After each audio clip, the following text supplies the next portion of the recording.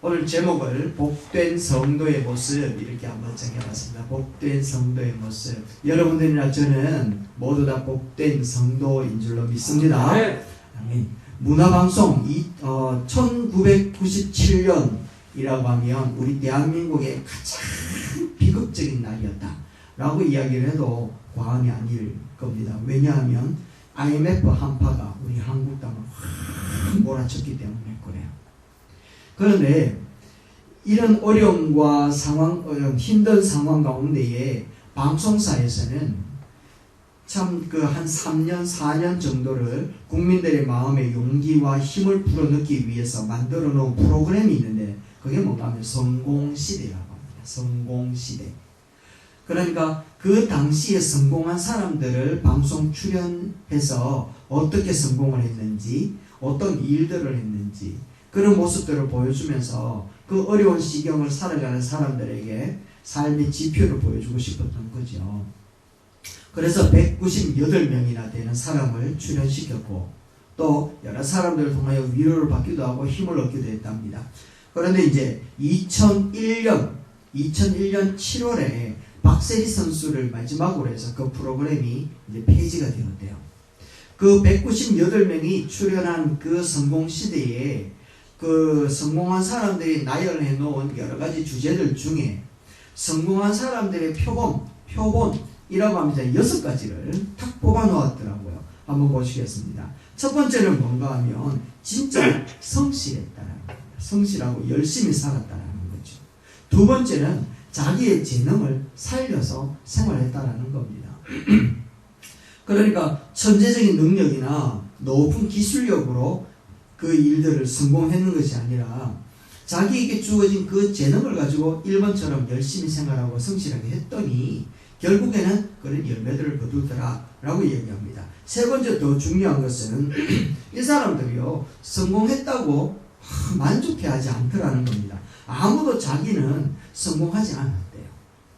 그리고 그러면서 이제 이 성공이라고 하는 것이 어떤 것인가 라고 하는 것을 설명을 하면서 성공은 마지막 종착역이 아니라 성공은 마지막 목표를 향하여 달려가고 있는 과정일 뿐입니다 라고 얘기를 하더라고요.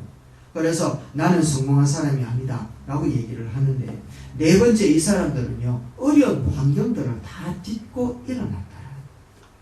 어려운 환경들. 그래서 기회가 따로 있는 것이 아니라 지금 처해 있는 이 상태를 디딤돌 삼아서 성공의 발로를 걸었다라는 거죠. 여러분들도 우리 소유나 지식이나 지위나 명예 이와 같은 것에 성공이 있다라고 생각하면 안 된다라는 거죠.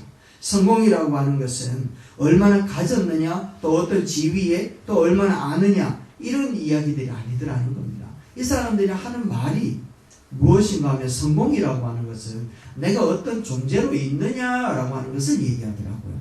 그래서 그것을 영어로 보니까 being이라고 얘기합니다. being. 그래서 becoming 무엇이 되다 라고 하는 것인데 결국에는 존재를 향하여서 이렇게 달려가는 과정을 이야기하는 거죠. 뿐만 아니라 다섯 번째는 뭡니까? 다른 사람에게 영향을 미치더라는 거죠. 다른 사람에게. 그래서 다른 사람을 얼마나 행복하게 만들어주느냐, 다른 사람을 얼마나 유익하게 만들어주느냐, 여기에 이 사람들의 성공이라고 하는 부분들의 개념이 담겨져 있더라는 거죠. 그래서 삶의 가치가 누가 만드는가 하면 자기가 만드는 것이 아니라 다른 사람을 도와줌으로 자기의 삶의 가치가 높아지기 시작했다라는 거예요. 그래서 성공했다라는 겁니다. 그리고 또 마지막으로는 뭔가 하면 어떤 사람으로 남느냐, 이게 진짜 중요해요. 어떤 사람으로 남느냐. 그러니까 마지막에 그 사람을 어떻게 생각하느냐라는 것이 정말 중요하잖아요.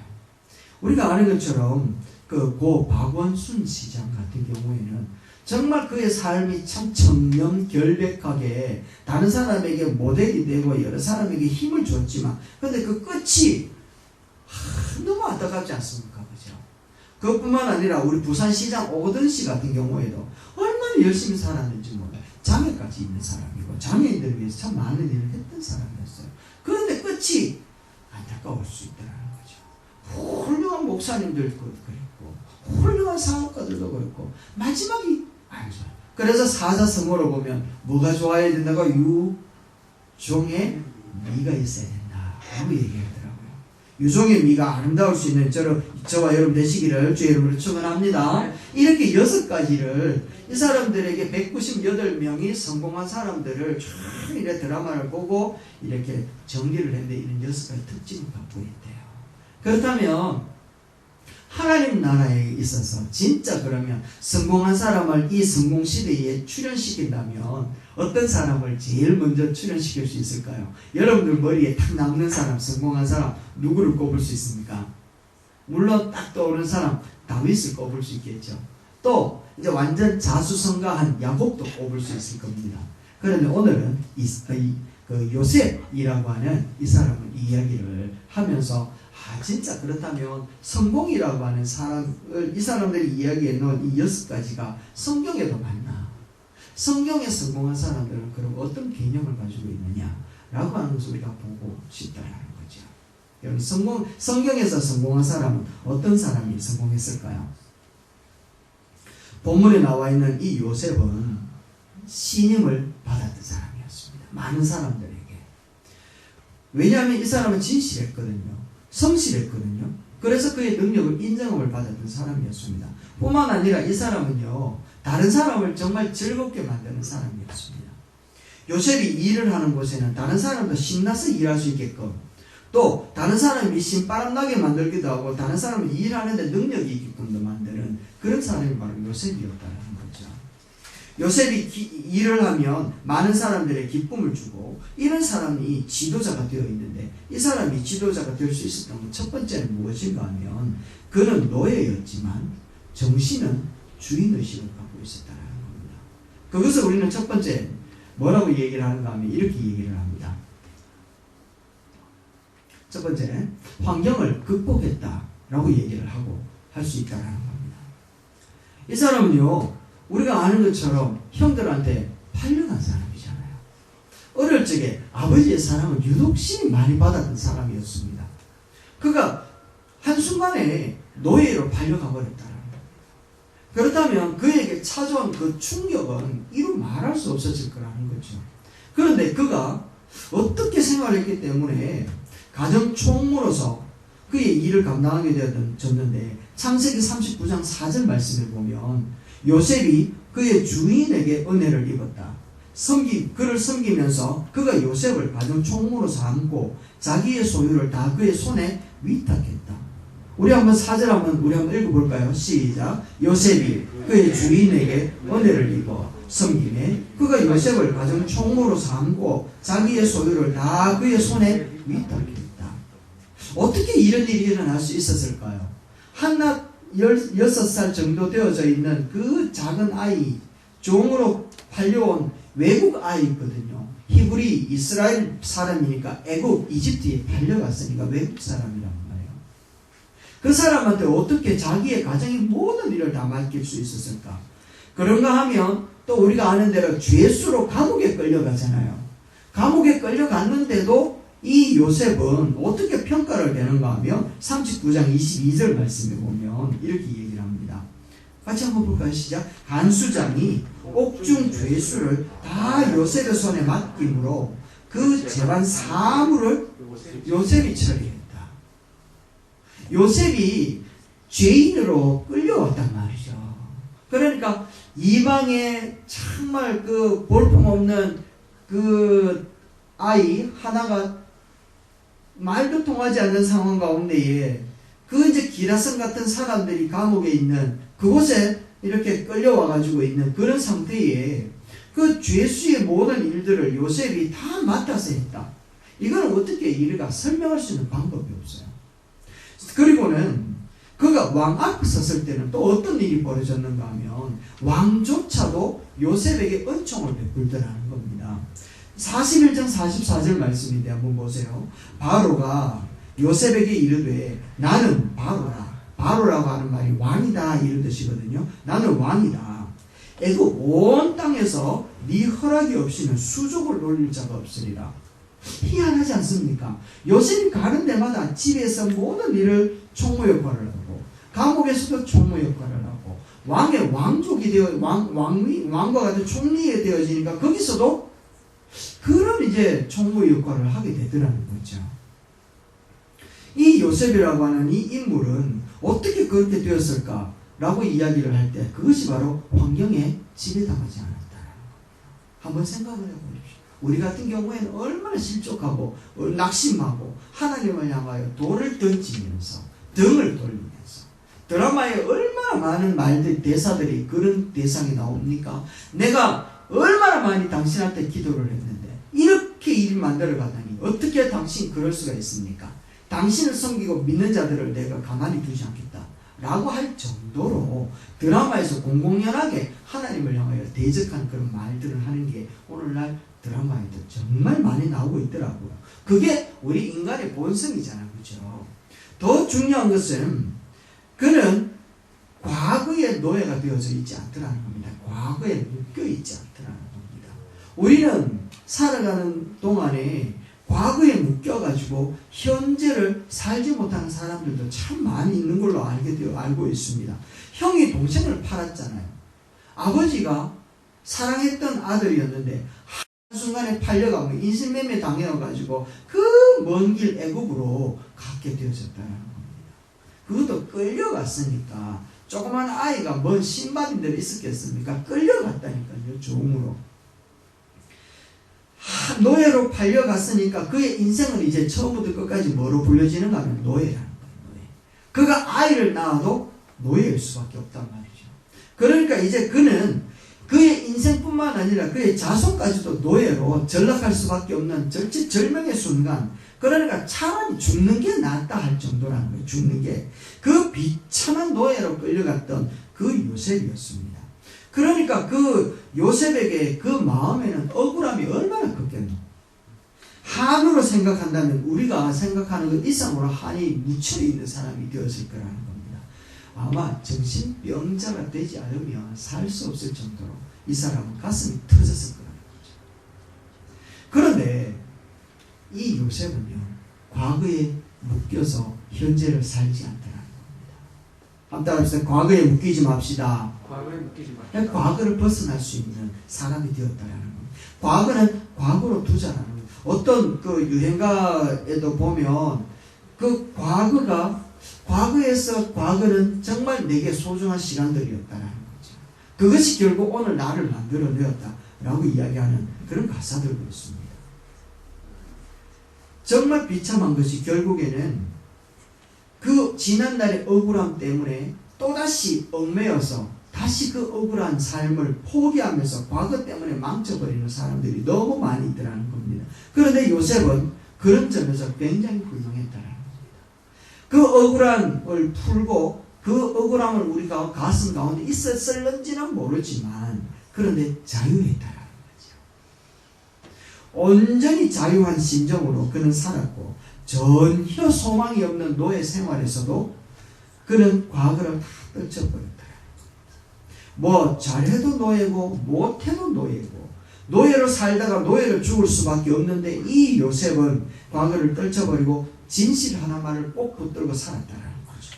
충성할 이유가 없었단 말입니다. 모든 노예가 그랬듯이 그는 그렇게 살 이유가 없었어요. 왜냐하면 옛날부터 우리에게 갖고 있었던 논리가 있는데 그게 뭔가 하면 가난은 유죄가 아니고 가난은 무죄라는 거예요. 왜냐하면 이런 논리 때문에 그래요. 피압박자는 무죄다. 왜냐하면 나는 가난하니까 도적질해도 된다는 겁니다. 내가 너무 많은 것을 빼앗겼으니까 남에도 좀 빼앗아오면 어때? 라고 하는 자기의 그런 행동들을 합리화시키는 일들이 너무 많다라는 거예요. 예전에 이런 일들에 나는 얼마나 많이 당했는데 이래와 자기보다 약한 사람들 구박하고 힘들게 만나는 거. 이게 사이클이 되어서 돌아가더라는 거죠. 너무나도 억울함을 당했기 때문에 그것도 괜찮다라고 자기를 위로하는 것. 그 행위들이 오늘날 우리 가운데 생기는 그런 모습이라는 겁니다. 그런데 요셉은 이 논리에서 벗어나고 완전히 자유했어요.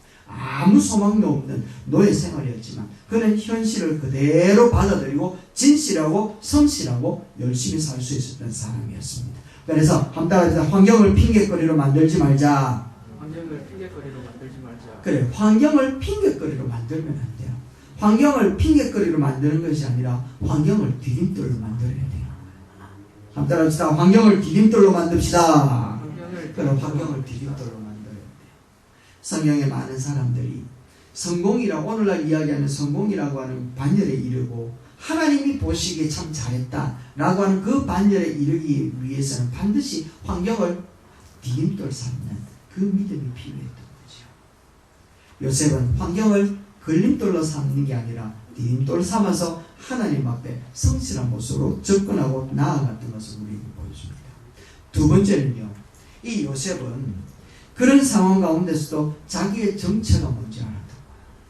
자기의 정체성을 알게 되어지고 삶의 방향을 알게 되어졌다는 겁니다. 자기의 정체성, 우리 큰장 한번 읽어봅시다. 시작. 정체성과 방향성이 있었다는 겁니다. 하나님 말씀에 45장 5절 말씀입니다. 뭐라고 기록되어져 있는가 하면 한번 큰 소리 한번 읽어봅시다. 시작. 당신들이 나를 이곳에 팔았다고 해서 근심하지 마십시오. 계속해서 한탄하지 마십시오. 하나님이 생명을 구원하시려고 나를 당신들보다 먼저 보내셨나이다. 아멘. 이 요셉이 총리가 되어지고 형들이 찾아왔을 때 형들이 두려워서 덜덜덜덜 떨거든요. 죽었다. 자기의 죄가 있으니까 죄를 지은 사람은 그 죄 때문에 떨 수밖에 없어요. 결국에는 그렇게 돼요. 그런데 이 요셉은 총리로 있으면서 형들을 바라보고 했던 말이 이 말이거든요. 뭐라고 이야기를 했는가 하면 나를 팔았다고 생각하지 마세요. 하나님이 나를 보낸 겁니다. 라고 하나 하나님 중심으로 그의 정체성을 회복했던 거예요. 나는 보냄을 받은 자라는 겁니다. 나는 보냄을 받은 자지 나는 팔려진 자가 아니다라는 겁니다. 그러니까 팔렸다고 얘기하면 형들이 팔았는 거고 보냈다 그러면 누가 보낸 겁니까? 하나님이 보낸 거예요. 그러니까 요셉은 하나님 앞에서 자기가 보냄을 받은 자라는 사실을 깨달았다는. 그러니까 나의 정체가 종으로서 팔려온 자가 아니라 하나님 앞에 보냄받은 자로서 사명대사가 아니라 대사로서 보냄을 받았다 라고 하는 자부심이 생기게 되어진 거죠.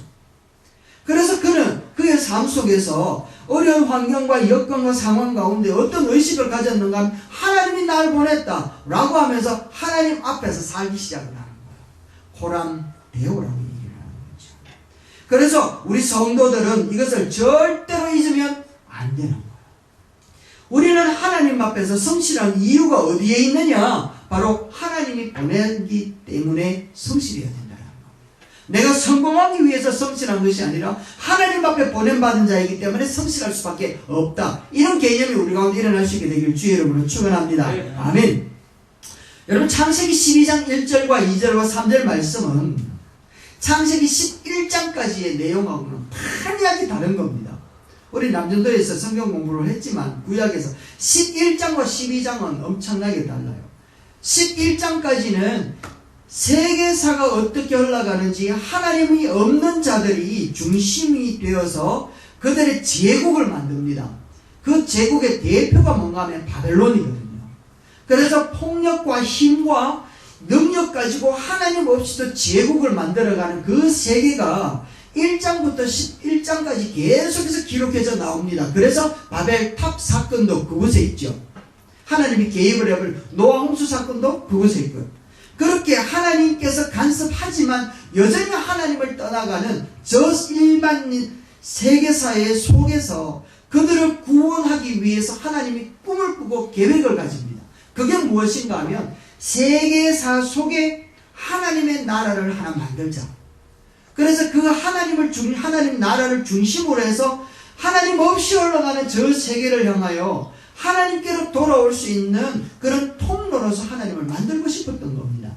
그래서 하나님이 아브라함을 선택하여 부르시면서 하는 말이 내가 너를 지명하여 불렀나니 내가 너로 인하여 모든 민족의 뭐가 되게 하겠다? 아비가 되게 하겠다. 복의 근원이 되게 하겠다. 복된 삶이 되도록 하나님께서 보호해 주겠다라고 얘기를 하는 겁니다. 그래서 아브라함을 통하여서 큰 민족을 이루어서 세계사 하나님 없이 흘러가는 저들을 주께로 돌아오기 위하여 하나님은 당신이 지배하고 당신이 다스리는 하나님의 사랑으로 인하여 똘똘 뭉쳐져 있는 복음 공동체, 복음, 진리 보유하고 있는 그 공동체를 만들기 위해 아브라함을 불렀거든요. 그래서 아브라함으로부터 시작되어진 하나님의 계획이 아브라함에서 어디로 흘러가는가 하면 이삭에게 흘러가고 이삭을 통해서 야곱에게 흘러가게 되더라는 겁니다. 그래서 12장에서 하나님이 나라를 만들겠다라고 이야기를 했을 때 나라에 필요한 것은 세 가지 종목이 필요합니다. 첫 번째는 국민이 필요하고, 두 번째는 법이 필요하고, 세 번째는 땅이 필요하거든요. 땅이 없거나 국민이 없거나 법이 없으면 주권을 빼앗겨 버리면 우리는 속국이 되어지잖아요. 일본에 속국이 되어져 있었던 것처럼. 이렇게 세 가지가 진짜 중요하거든요. 그래서 하나님 첫 번째 뭘 하기 시작했는가 하면 아브라함을 통하여 하나님의 나라를 만드는데 하나님의 백성을 만들기를 원했던 겁니다. 하나님의 국민.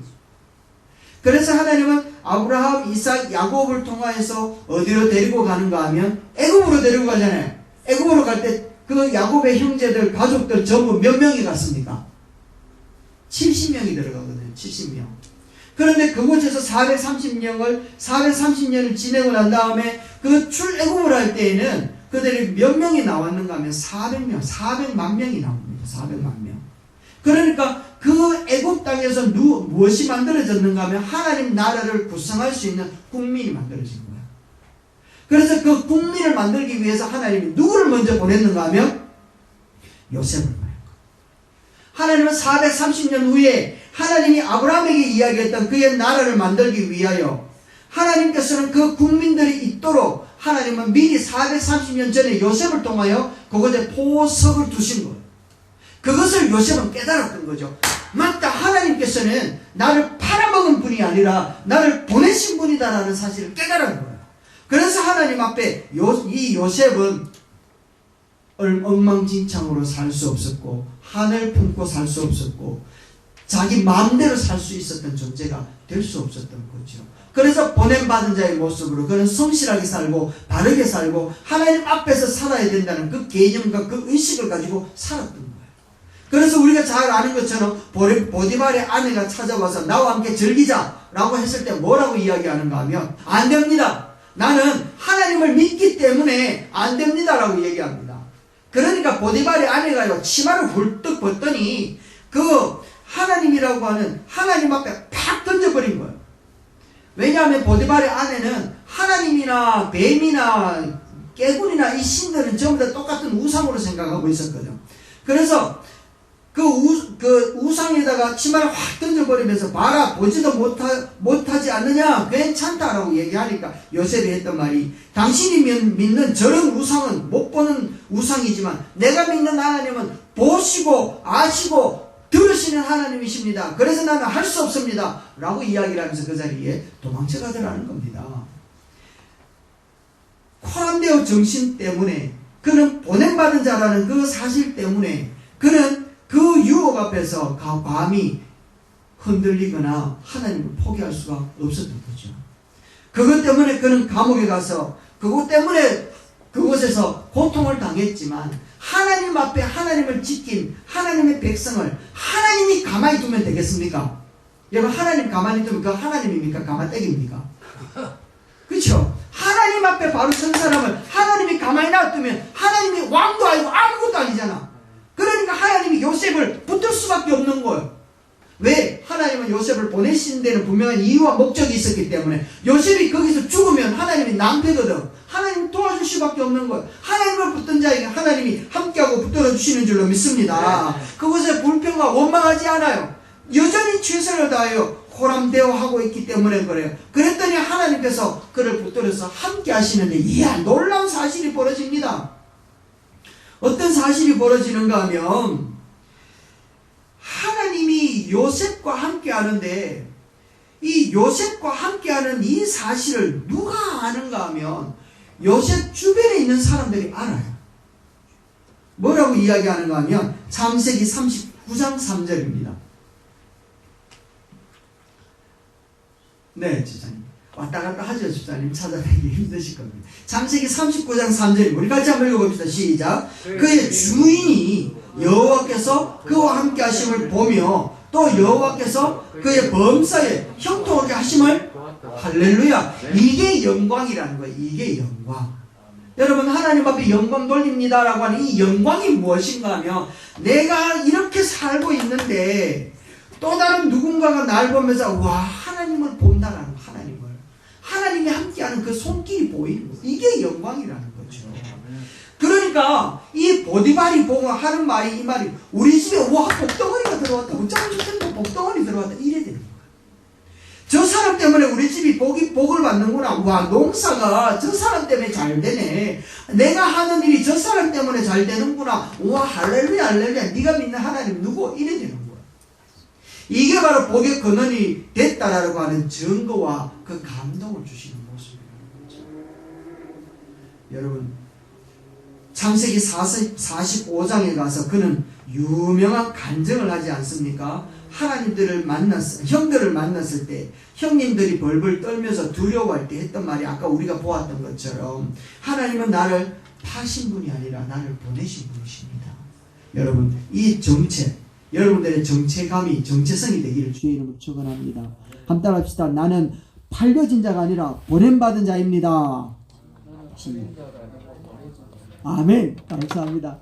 네, 이런 정체성, 여러분, 오늘 우리들이 이 자리에 있는 이유도 하나님이 우리를 보내셨기 때문에 있는 것인 줄로 믿습니다.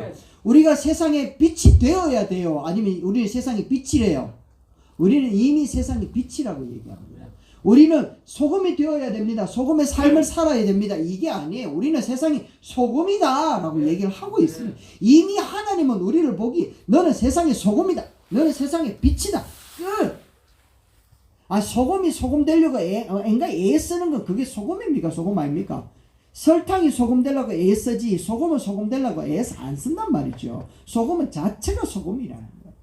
이미 우리 안에 예수가 들어와 있기 때문에, 우리 안에 우리가 하나님과 연합하여서 우리가 예수 그리스도 믿는 믿음을 통하여 예수님이 우리 안에서 빛을 드러내실 줄로 믿습니다. 우리가 예수님만 인정하고 우리가 예수님의 왕되심을 우리가 고백하며 우리 주님이 우리 삶을 책임지시고 당신이 우리의 주인이심을 드러내고 빛으로서 소금으로서 열방 가운데 표현하여 드러내실 줄로 믿습니다. 이게 우리의 정체성이라는 거예요. 정체성. 소금이 엉뚱한 데가 있거나 빛이 엉뚱한 데가 있으면 이게 안 된다는 거죠. 우리는 나는 빛이다. 그러므로 나는 빛으로서 살아야 된다. 나는 소금이다. 그렇기 때문에 나는 소금으로 살 수밖에 없다. 여러분, 이런 정체성 꼭 회복되기를 주의 이름으로 축원합니다. 그리고 마지막입니다. 마지막으로 이 요셉은요, 사명자로서의 그 사명의식이 철저했다라는 겁니다. 사명자로서의 사명의식. 요셉은요, 시작도 좋았고 과정도 좋았고 마지막은 더 좋았습니다. 우리의 모습이 되길 주의 이름으로 축원합니다. 우리의 모습이 좋고 과정도 좋고 마지막도 정말 좋아야지 되는 거예요. 중간에 어려운 일이 있을 수도 있어요. 그죠? 그러나 그 상황 가운데 자포자기할 수 없다. 왜냐하면 우리들의 사명이 분명하기 때문에 그렇습니다. 우리들의 사명은 보내신 이의 의도를 알고 그분의 뜻을 구하고 여호와를 찾으며 살아가는 것, 이게 바로 우리의 사명의 모습인 줄로 믿습니다. 그래서 우리들이 올해의 표어가 뭡니까? 먼저 그의 나라와 그의 의를 구하자, 이렇게 정했단 말이죠. 우리의 사명이 바로 그거라.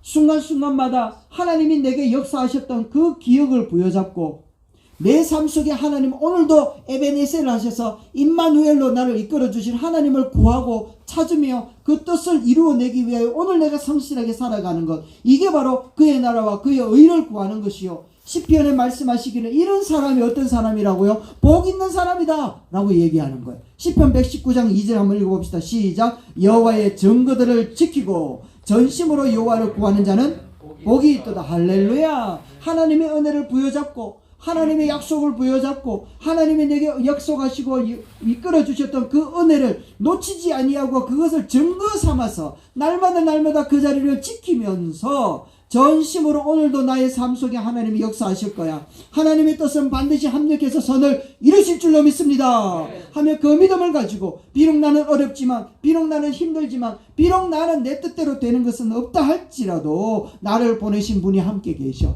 나를 보내신 그분의 능력으로 오늘도 내가 견디고 이기고 함께 갈 때, 여러분, 우리들의 삶 속에 하나님은 반드시 우리 가운데 역사하시는 왕되심을 드러내실 줄로 믿습니다. 이런 생각을 해보았습니다. 하나님의 뜻이 아브라함을 통하여 모두 하나님의 민족을 이루어서 이스라엘이라고 하는 하나님의 복된 복음 보유 공동체로서 하나님의 나라를 이루고 열방들이 다 주께로 돌아오기를 하나님은 원하는 꿈을 가졌는데, 만약에 아브라함, 이삭, 야곱 그리고 요셉까지 흘러가면서 그 중에 누구 하나라도 포기해버렸다면 어떤 일이 벌어질까요? 그 중에 하나라도 포기해버렸다면, 물론 그 사람들을 버리고 또 다른 누군가, 배재현이라고 하는 목사를 써서 그곳에 쓰실는지는 몰라도 여러분 또 다른 누군가를 쓰기는 쓰시겠지만, 여러분 그러나 하나님의 역사하시는 분 그 또 다른 누군가를 쓰시기보다는 그 사람을 지키고 보호하고 인도하는 게 하나님의 이름에 맞는 것 아니겠습니까? 그래서 하나님은 당신의 이름을 걸고 약속하시는 이유가 바로 거기에 있는 거예요. 내가 너를 지명하여 불렀다, 너는 내 것이다 하신 그 이유는 내가 보존하고 내가 너를 지키며 내가 너와 함께 하겠다라고 하는 그 약속도 있는 줄로 믿습니다. 여러분 말씀을 맺으려고 합니다. 하나님은 아브라함을 시작을 해서 이스라엘이라고 하는 그 민족을 만들려고 계획을 가지고 계셨습니다. 전적인 하나님의 은혜로 아브라함을 선택하셨고, 야곱이라고 하는 이 철없는 인생을 통하여 하나님의 사람이 되도록 역사를 하셔서 믿음의 사람 야곱으로 만드셨잖아요. 그리고 요셉이라고 하는 이 사람을 통하여 큰 민족의 통로로 하나님은 430년 전에 요셉을 그 자리에 세우셔서 총리가 되게 하셨다가, 하나님은 그 사람을 통하여 민족을 만드셨던 하나님의 놀라운 꿈들이 있었습니다. 지금 나는 아무것도 아닌 것 같고 지금 내가 어떻게 될지 참 두려운 상황 가운데 있지만, 그러나 하나님의 꿈은 요셉을 통하여 가지셨던 하나님의 꿈이나 나를 통하여 가지는 하나님의 꿈이나 동일한 줄로 믿습니다. 오늘도 하나님의 나라가 확장되어지기를 원하고 있고, 오늘도 하나님 나라의 백성들이 모여지기를 원하고 있는 하나님의 뜻은 변함이 없는 줄로 믿습니다. 그렇기 때문에 우리는 첫 번째, 환경의 지배를 받지 맙시다. 믿음을 끝까지 지켜냅시다. 환경을 발판 삼아서 디딤돌 삼아서 일어날 수 있게 되기를 주의 이름으로 축원합니다. 두 번째는 정체성, 코람데오 정신을 가지고 살아야지 됩니다. 하나님 앞에서 신실하고 정직하고 바르게 살아가는 저와 여러분 되시길 주의 이름 축원합니다. 세 번째는 사명의식, 보냄을 받은 자다. 보냄을 받은 자. 내가 엉망으로 살아버리면 이 나라가 엉망되어진다 라고 하는 그 마음의 자부심을 가지고 오늘도 살아내는 하나님 나라의 분명한 백성들로 살아가는 주의 자녀들이 되기를 주의 이름으로 축원합니다.